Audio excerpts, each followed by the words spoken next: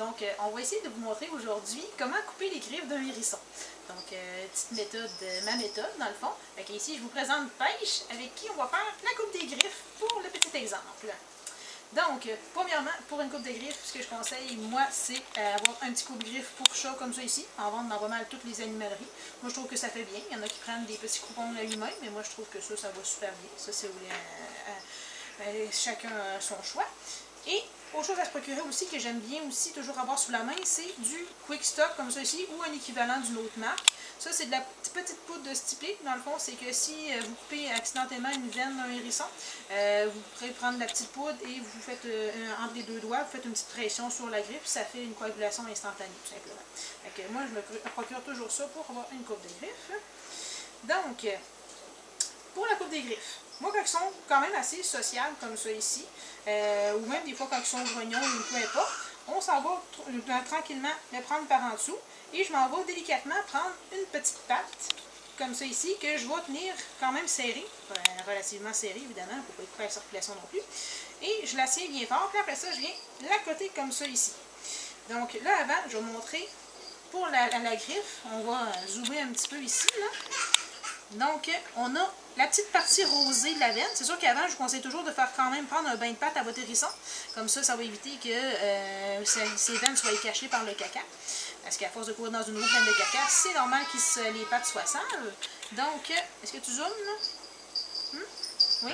Donc, ici, on a la petite partie blanche qui dépasse et on a la petite partie rosée. Donc, la rosée, c'est la veine. Donc, ça, c'est sûr qu'on n'y touche pas. Donc, on fait vraiment juste couper la petite partie blanche qui dépasse. Donc, moi, je les colle comme ça ici. Donc, je la tiens bien serrée comme ça ici.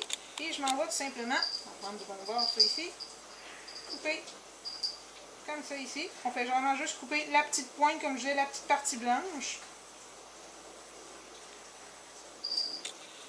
Comme ça ici. Et pour la petite griffe sur le côté, parce qu'en avant, ils ont une petite griffe sur le côté. Elle n'est vraiment pas due en ce moment, mais si, par exemple, on avait à la couper, on fait juste tout simplement venir sur le côté ici, puis on coupe tout simplement. Donc, pour les pattes arrière, c'est un petit peu le même principe, mais à l'arrière, ils ont seulement 4 doigts, tandis qu'en avant, ils en ont 5. Donc, ici, la grosse veine, la grosse orteil ici, l'ongle est toujours un petit peu plus long que les autres, c'est normal, il pousse toujours plus vite que les autres aussi, mais la veine est plus longue que les autres aussi, mais il ne faut quand même pas dépasser la petite zone rosée qu'on voit comme juste ici. Est-ce que tu zoomes là? On voit juste ici, là, au niveau de mon ongle ici, là, ici, elle est un petit peu plus courte, là, ce qui est tout à fait normal, là. Fait que, pour aller la chercher en arrière, mais comme vous avez vu, je la tiens comme ça ici. Là, je vais la tenir serrée comme ça ici.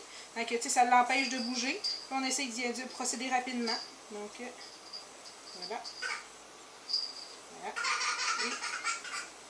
Et voilà. Fait qu'on fait le même principe pour l'autre côté. Mais c'est en gros, c'est comme ça que je coupe les griffes. Merci!